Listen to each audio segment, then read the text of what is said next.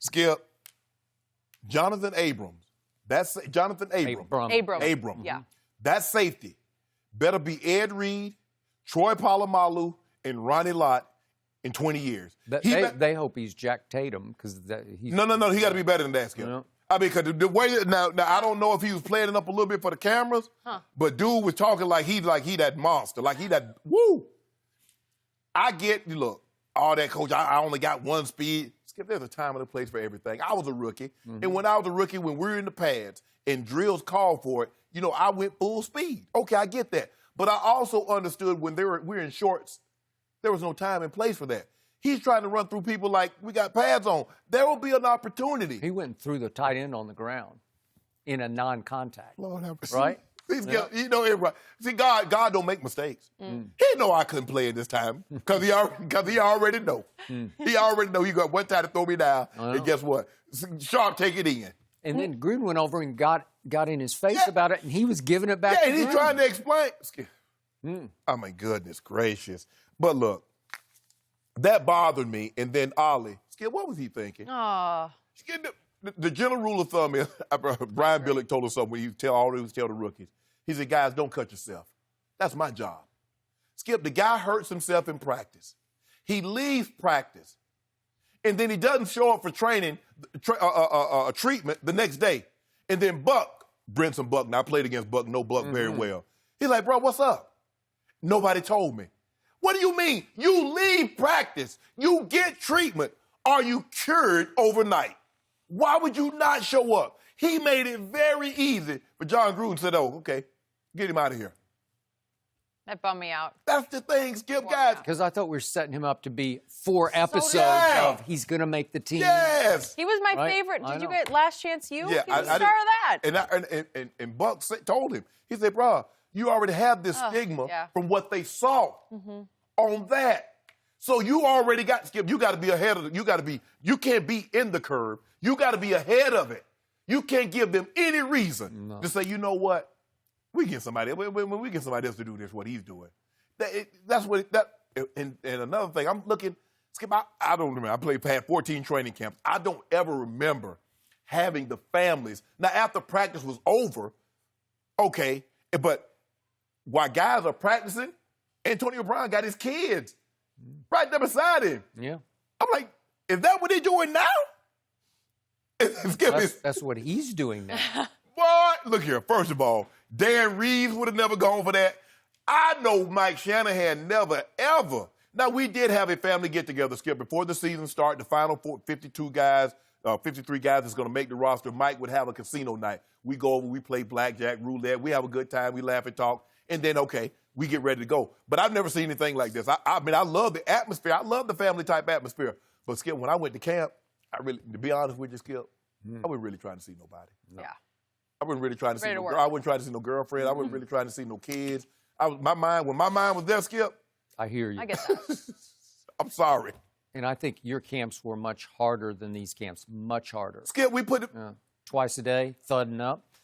Thud? Yeah. Skip, when we went to camp with Dan Reeves, my head coach, in 1990 to 92. He was old school. So we put the pads. We had the pads on the next day. I know. And we goal line, half line, 9 on 7. Yep. So I got several takeaways, and I'm going to start with Antonio. Obviously, they did not play up the fact that we're going to talk about later in the show that he's got a foot problem. Hope it'll go away, but it's restricting his ability to practice. You saw a little, glimpses of it, but you didn't get into the why of it. We'll talk about it later. Yeah. The first scene that caught my eye was Gruden's opening team meeting to start training camp. And the camera pans back, and Antonio's standing in the back doorway with a couple of unknown players as if he's one of the undrafted free agents. And he's just standing clear in the back. And, of course, Derek Carr, teacher's pet, trying to be teacher's pet, he's front row. Yeah. I don't think John Gruden loved that because they gave a whole lot of money. They didn't have to give that much to get. They gave a third and a fifth to get him because Pittsburgh was just done. Yeah. Let's cut our losses, cut bait, but you got to pay him. So they gave him his $50 million, 30 guaranteed. They gave him $16.7 a year, third highest paid receiver behind Michael Thomas and Odell. So John Gruden knows that, and John Gruden is not going to ever let AB forget. We're paying you a lot of money. I want you front and center. He's not going to do it on the first team meeting, but as camp progresses, he's going to make it clear. My first go-around here, I had Jerry Rice and Tim Brown, and they are two high-quality Hall of Fame receivers. Trust me, at the opening meeting, they were on the front row, front and center, because that's just how they conducted business. That's how they were built. So for Antonio to stand way in the back, it sends a message that I'm above you guys. I don't go sit and listen to the coach give his cliches to start camp. I don't do that. I'm surprised he didn't go Facebook Live. Well, maybe, yeah. I was a little surprised John didn't say, Antonio, come take a seat. You know what, Scott? I think the first meeting, he's not, he's just like, okay, let me get my points out. Let me, and he doesn't have a whole lot of rules. Try to be on time. Try to. I heard try. What the hell you mean try? It wasn't try to be on time. It was some other try. Don't be over, don't be overweight. Yeah. Oh, try not to be overweight. Right. Try not to be overweight. Something else. Try not? Oh, interesting. Okay. Well, Skip, it's different now because, like you said, can we hit or are we going to have a compliance officer come by? It's a different time. Okay, back to number 4, that quarterback in that red jersey right there. I just got the sense between the lines, John Gruden has not bought into Derek Carr, and that Derek Carr is trying his hardest to be the teacher's pet, to buddy up to Gruden, and Gruden sort of grudgingly gives him a little praise. That was a good deep throw, that was a good deep ball. Like, well, that's kind of what you pay him to do, right? He's got the money. I hope he can throw a deep ball. I hope he can throw a deep ball, right? And it just felt like Derek Carr is still trying as hard as he can to win over a head coach who's not quite bought in. It looks like he's trying to win over the team, too, because he's already taking everybody out. He was. Yep. I don't know. I'm not sure that relationship is going to – it's not for the long haul. Back to Jonathan Abram. I watched him several times at Mississippi State. Trust me on this. He is one who will leap off your screen because he is a misguided missile sometimes. He is heat-seeking. You play against Alabama? He will blow people up. Yes, he did.